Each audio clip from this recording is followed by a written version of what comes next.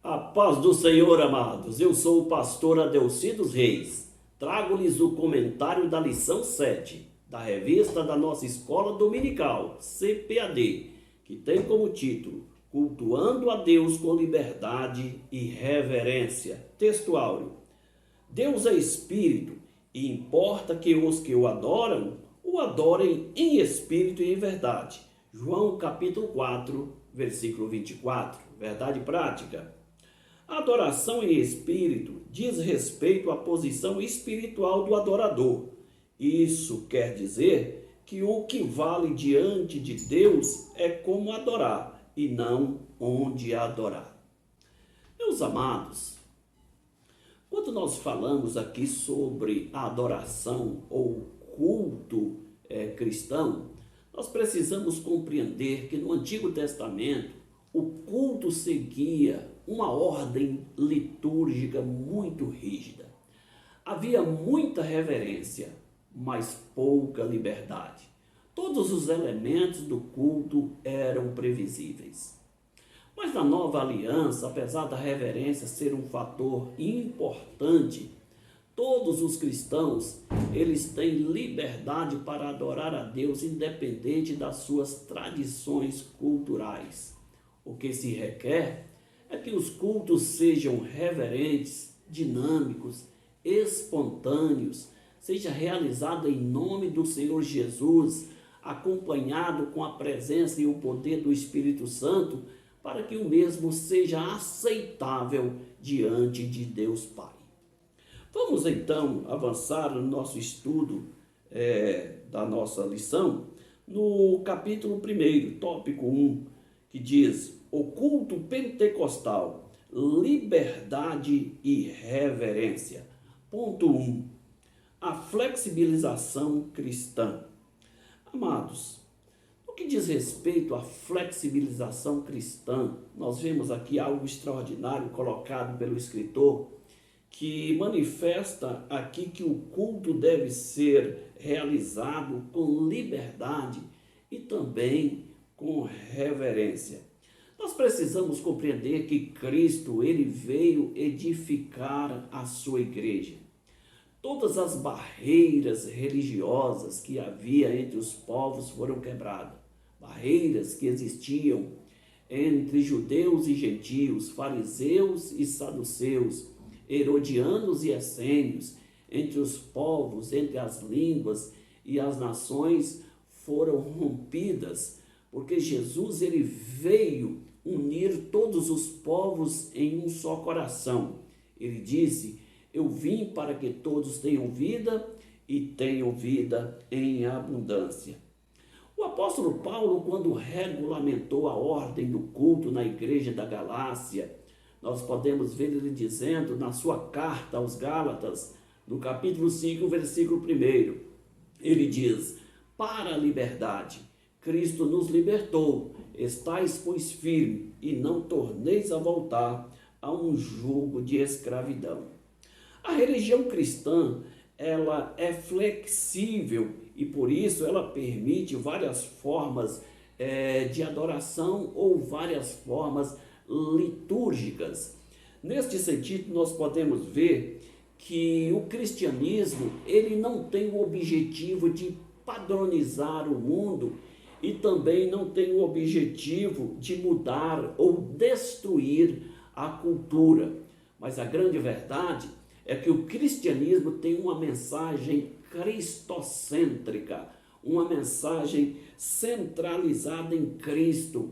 E esta mensagem cristocêntrica, ela é uma mensagem universal. A grande realidade é que a cultura, ela também não pode modificar o Evangelho. O Evangelho, ele é genuíno, ele é original, ele é cristocêntrico, ele é universal. Mas o Evangelho, ele pode modificar a cultura. Aqueles que vêm a Cristo têm que se adequar à mensagem salvífica. Por exemplo, aqui no Brasil existem muitas tribos indígenas com as suas tradições, com seus costumes. Existem algumas tribos indígenas que, por exemplo, A mãe solteira, ela não pode criar o seu filho, porque aquele filho representa maldição para a tribo indígena. Outras mães não podem criar os seus filhos gêmeos, porque os filhos gêmeos, segundo a tradição cultural de algumas tribos, um representa o bem e outro representa o mal. Como eles não sabem qual que é o que representa o bem e outro representa o mal, então essas crianças, elas são destruídas. Também aquelas mães que têm filhos e esses filhos nascem deficientes, a mãe também não pode criar esses filhos. Geralmente, esses filhos, eles são enterrados vivos. Essa tradição cultural, ela, embora seja uma tradição tribal, ela, na verdade, não é modificada pelo Evangelho, mas o Evangelho vai ajustar aqueles que vêm a Cristo a um modelo cristão. E o modelo cristão, ele, na verdade, é um modelo gerador de vida. Jesus, ele veio para gerar vida e vida em abundância. Inclusive, o infanticídio ou o aborto está contra os princípios divinos, está contra a lei de Deus que diz: não matarás. Então, neste sentido, nós podemos ver que a flexibilização, ela tem um certo limite, ela deve haver respeito à estrutura que já existe na Bíblia. Assim, o apóstolo Paulo afirmou na sua primeira carta aos Coríntios, no capítulo 14, o versículo 40, ele diz: faça tudo com decência e com ordem. A ordem estabelecida por Deus, ela não pode ser modificada. Vamos então para o ponto de número 2, o culto.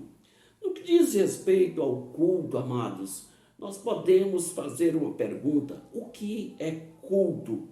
Culto é o conjunto de atitudes ou ritos as quais um grupo de pessoas, eles adoram uma divindade.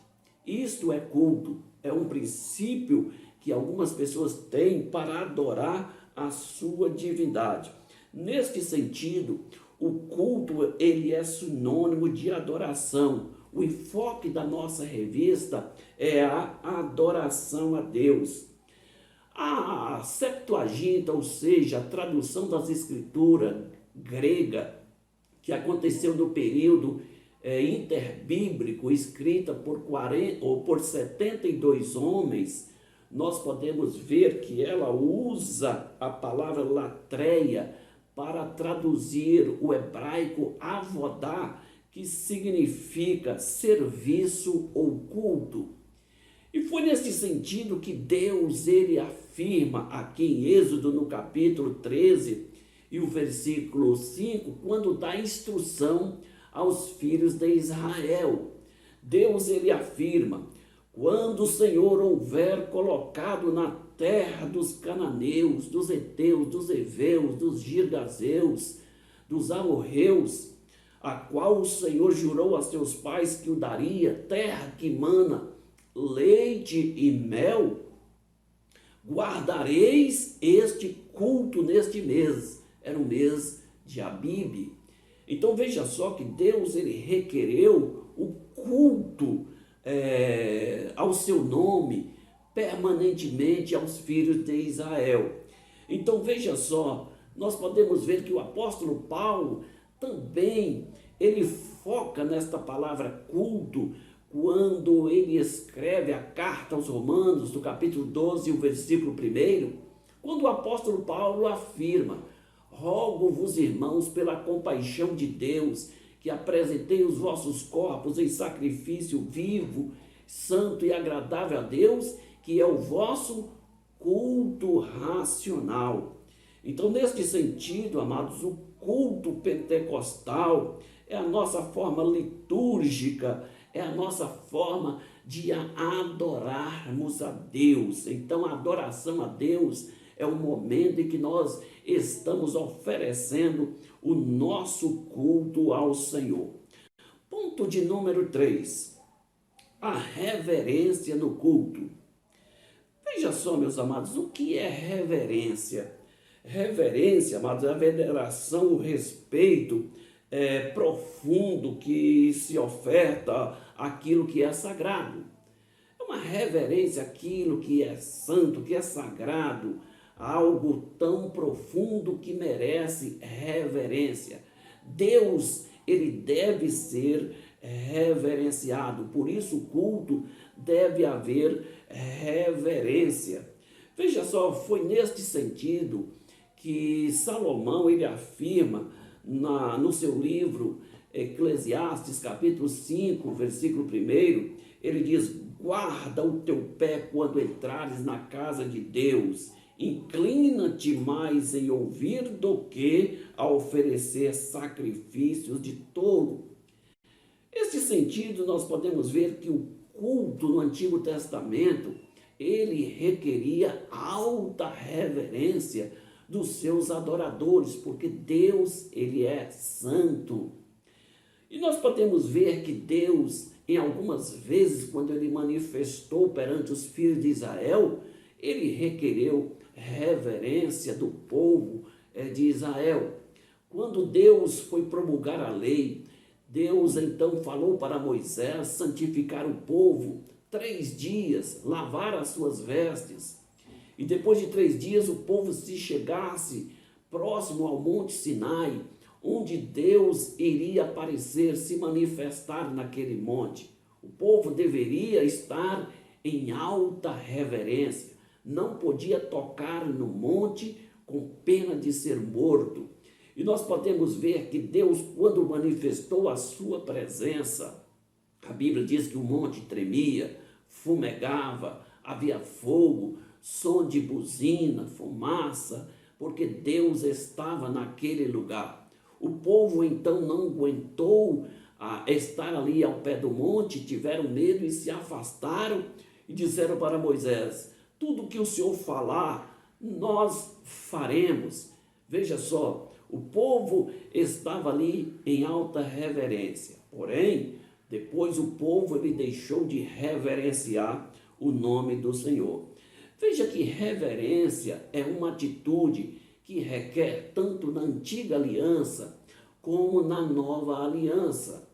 Neste sentido, nós podemos ver que o culto, ele requer muita reverência. E o que nós podemos dizer dos cultos em nossos dias? Será que existe reverência no culto? Será que existe reverência ao nome do Senhor? Muitas vezes nós vemos a irreverência predominando nos nossos cultos. Às vezes começa até mesmo nas tribunas, onde obreiros, em sinal de reverência, fica com conversas vãs, com conversas alheia ao culto, alheia à liturgia. Também vemos falatórios no plenários, papéis de balinhas jogada no plenário, e também nós vemos ali chicletes, pessoas mascando chicletes, indiferente à realidade do culto. Isso é falta de reverência ao culto. Então nós podemos ver que neste sentido foi que Salomão ele disse: guarda o teu pé quando entrares na casa de Deus. Nós precisamos ter reverência. O que não dizer, por exemplo, do uso das redes sociais nos cultos? Enquanto as pessoas estão cultuando ao Senhor, eles estão com seus celulares ligados em redes sociais, passando mensagens. Enfim, existe uma irreverência nos nossos cultos que precisa ser corrigida. Nós entendemos, amados, que a forma de nós apresentarmos ao Senhor deve ser com extrema reverência, porque é assim que nós vamos ter comunhão com o nosso Deus, é assim que nós vamos apresentarmos a Deus. Se estivermos irreverentes, nós não estaremos comportando como verdadeiros adoradores, seremos meros espectadores do culto, mas nós estamos ali para nós oferecermos o nosso culto particular a Deus. Por isso nós precisamos também de estar em atitude de reverência. Vamos então para o tópico 2, o centro do culto pentecostal. Ponto 1, o centro da nossa adoração. Veja, amado, o centro do culto pentecostal é Cristo. O centro da nossa adoração também é Cristo. Veja só, toda igreja, quando ela se reúne em nome de Cristo, ela se reúne em nome do Senhor. É ali, amados, que no culto, nesse culto pentecostal, o nome do Senhor é glorificado, o nome do Senhor é reverenciado. Então, neste sentido, nós podemos ver que quando nós temos reverência ao culto pentecostal, quando Cristo, ele é o centro do nosso culto, ele é o centro da nossa adoração, a nossa reverência vai fazer com que o culto ele tenha um andamento litúrgico, espiritual, de exaltação a Deus Pai, Deus Filho e ao Deus Espírito Santo. Um ambiente onde o culto ele é reverente, nós sabemos que existe a predominância do poder do Espírito Santo em nossas vidas. Neste sentido, nós podemos ver até mesmo a nossa declaração de fé das Assembleias de Deus, que diz: reunimos-nos como corpo de Cristo para adoração pública ao Deus Trino. Veja, este é o padrão das Escrituras.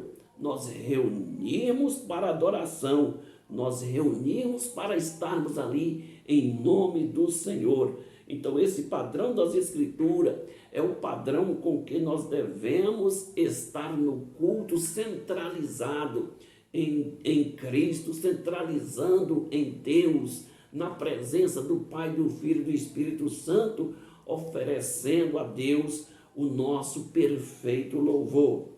Neste sentido, nós podemos ver aqui, amados, o que a carta de Paulo aos Filipenses nos afirma. Ele nos diz: porque nós é que somos a circuncisão, nós que adoramos a Deus no Espírito e nos gloriamos em Cristo Jesus e não confiamos na carne. Filipenses capítulo 3 e o versículo 3. Então, de acordo com o apóstolo Paulo, aqui perante o culto pentecostal, a presença do Pai, do Filho e do Espírito Santo. Vamos então para o ponto de número 2. Um culto vibrante no poder do Espírito Santo.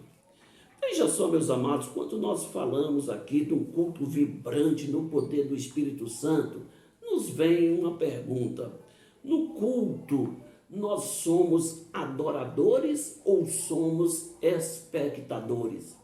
Existem pessoas que erroneamente, eles dizem: eu vou assistir o culto hoje.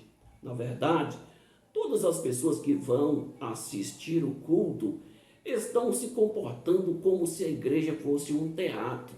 A grande verdade é que nós não somos meros assistentes, nós somos adoradores. Deus está procurando adoradores que adorem em espírito e em verdade. Portanto, nós não devemos nos comportar como espectadores. Porque se nós formos à igreja simplesmente para assistir o culto, nós vamos entrar com os nossos problemas e vamos sair com os mesmos problemas. Nós vamos entrar triste e vamos sair triste, vamos entrar doente, vamos sair doente. Por quê? Porque se nós formos simplesmente espectadores, nós vamos estar alheios a tudo aquilo que acontece no culto. Mas veja o que o apóstolo Paulo, ele afirma aqui no versículo 26 do texto da nossa leitura bíblica, quando ele diz: que farei, pois, irmãos, quando vos ajuntais, cada um de vós tem salmo, tem doutrina, tem revelação, tem língua, tem interpretação, faça tudo para edificação. Veja só, nós vemos aqui que neste sentido, quando nós nos reunimos, o nosso culto pentecostal, nós temos a liberdade de adorar o Senhor. Então, todo o nosso enfoque está no culto que é vibrante, o culto que tem a presença de Deus, o culto em que o Espírito Santo ele pode operar de uma forma brilhante. Então, nós vemos que esse culto que há a interação do homem com o Espírito Santo, nós podemos ver que essa interação ela é dinâmica, é a interação de dar e receber. Você dá glória, você glorifica, você adora, mas você também recebe o renovo, você recebe também o refrigério. Então nós não devemos ser espectadores, nós devemos ser realmente adoradores. Neste sentido é que Paulo ele chama a atenção dos cristãos para que continue a adorar, que seja verdadeiro adoradores. Foi assim também que Cristo ele requereu junto à mulher samaritana, afirmando que Deus ele é espírito, importa que os que adorem o adorem em espírito e em verdade. Quando nós tivermos este sentimento de adoração, de reconhecimento da grandeza de Deus, na verdade, nós vamos ter uma interação plena, completa com a pessoa do Pai, do Filho e do Espírito Santo no nosso culto. Vamos então para o ponto de número 3. Característica pentecostal. Veja só, no que diz respeito às características pentecostal, nós podemos dizer, amados, que os cultos antigamente eram espontâneos, eram diferentes das reuniões nas sinagogas. Quando nós falamos aqui de sinagogas, nós podemos fazer um confronto entre a sinagoga e o culto cristão. A sinagoga, ela teve início no período do Império Babilônico, quando Nabucodonosor, ele invadiu Judá, destruiu o templo, levou cativos para a Babilônia. Eles estavam distantes da sua pátria, os judeus já não tinham mais templo para lugar onde eles pudessem ter uma aproximação de Deus. Eles começaram então a fundar as sinagogas. O que é a sinagoga? A sinagoga era o local onde os judeus se reuniam para estudar a Torá, para estudar ali os salmos, para estudar ou passar as tradições judaicas, aos costumes para aqueles descendentes. 10 homens poderiam fundar uma sinagoga, e isso ficou evidente em todas as trajetórias dos séculos. Então, muitas sinagogas elas foram levantadas para que o povo pudesse estudar a lei, que o povo pudesse estudar os salmos, que pudesse estudar a Torá. A sinagoga também tinha uma função pedagógica, elas tinham uma função educativa, porque era na sinagoga que as crianças eram levadas perante os rabinos para aprenderem a lei.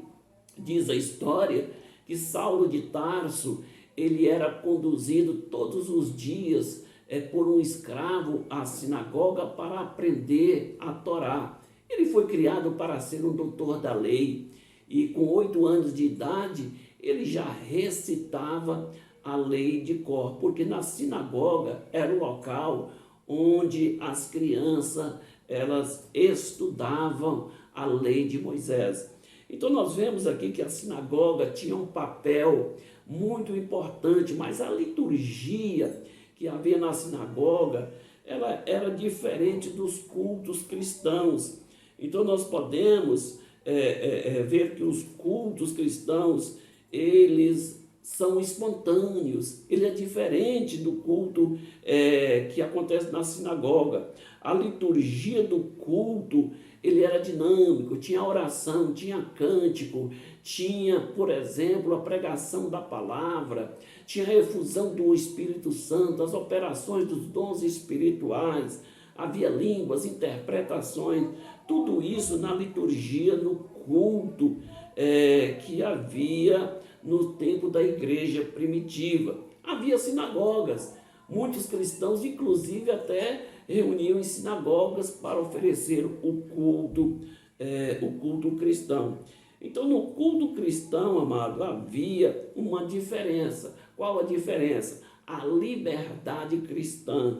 No culto cristão, as pessoas tinham liberdade para adorar a Deus de forma plena, de forma completa, sem aqueles rituais da lei, sem o engessamento das tradições judaicas, que muitas vezes limitava a liberdade de culto a muitos dos judeus.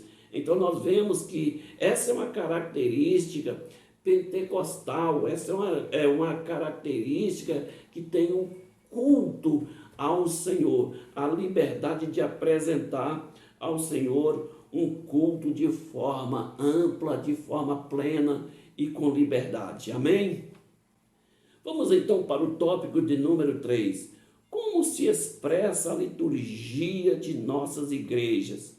Veja só, meus amados, as nossas reuniões nas igrejas, elas são diversificadas. Então nós podemos ver que as reuniões, cada uma é formada por departamento, culto, por exemplo, da família, culto de doutrina, de ensino, culto de pregação. Nós vemos o culto de crianças, adolescentes, de jovens, culto de círculo de oração. Enfim, são uma diversidade de operação, de adoração, de culto, enfim. No ponto 1 diz, nossas reuniões de adoração. Veja que na reunião de adoração, a liturgia ela é feita também com liberdade, apesar que nas nossas reuniões de adoração tem que haver a reverência, porque reverência sempre foi um fator importante no convívio entre os cristãos, na doutrina, no processo de adoração. Nós vemos que havia liberdade entre os cristãos, porque os cristãos eles tinham liberdade, por exemplo, para expor as suas mensagens, como, por exemplo, o testemunho sobre salvação, cura, libertação, tudo isso trazia estímulo para a vida espiritual dos cristãos. Outros pregavam a palavra, traziam aquilo que está registrado na palavra de Deus, que a Bíblia ela traz uma inspiração que leva os cristãos a também serem motivados, como, por exemplo, nós podemos destacar o Evangelho de Marcos, capítulo 16, o versículo 15 em diante, quando Jesus ele deixa algo tremendo para a igreja, quando ele diz, ide por todo mundo, pregai o Evangelho a toda criatura. Quem crer e for batizado será salvo, quem não crer será condenado. Jesus ele afirma que os sinais seguirão aqueles que crerem. Em meu nome expulsarão demônios, falarão novas línguas, se beberem alguma coisa mortífera, não fará mal algum, porão a mão sobre os enfermos e eles serão curados. Então veja que as operações sobrenaturais, Jesus ele deixou para que acompanhasse a liturgia do culto pentecostal. E é neste sentido, meus amados, que a adoração a Deus ela deve ser em espírito e ser em verdade. Todas as vezes que nós aproximamos de Deus, que nós estamos realmente reunidos no nome do Senhor, nós damos plena liberdade para que o Espírito Santo, ele pode conduzir a obra do Senhor em nossas vidas. Vamos para o ponto de número 2, culto pentecostal. Veja só, meus amados, aqui quando diz respeito ao culto pentecostal, nós vemos que esse culto, ele é marcado pela presença do Espírito Santo. Por isso ele é chamado de culto pentecostal. Veja só, quando o apóstolo Paulo, ele falou sobre o culto na igreja de Corinto, ele trouxe aqui algo extraordinário, quando ele afirma que na reunião dos crentes em Corinto, ali tinha uma diversificação de manifestação sobrenatural do Espírito Santo. Quando ele diz que ali uns tinham salmos, outros tinham cânticos, outros tinham doutrina, outros tinham língua, tinha interpretação. Aqui nós podemos ver que esse culto pentecostal, a recomendação de Paulo era para que tudo fosse feito com decência e com ordem. E é neste sentido que nós podemos ver que quando o culto ele é feito com decência e com ordem, nós vemos que nós abrimos as portas para que o poder do Espírito Santo pode mover as nossas vidas. Então, o culto pentecostal é a nossa reunião de adoração. Ela tem essa mesma característica do culto na igreja de Corinto, porque nada mudou. O que é necessário é nós adequarmos aquilo que as Escrituras ela traz para nós. E é assim que nós devemos prosseguir na jornada, porque Deus, ele tem interesse que a igreja do Senhor continue avançando, e é assim que o nome do Senhor vai sendo glorificado na vida da igreja. Amém, amados? Que Deus nos abençoe. Tenham todos uma excelente aula.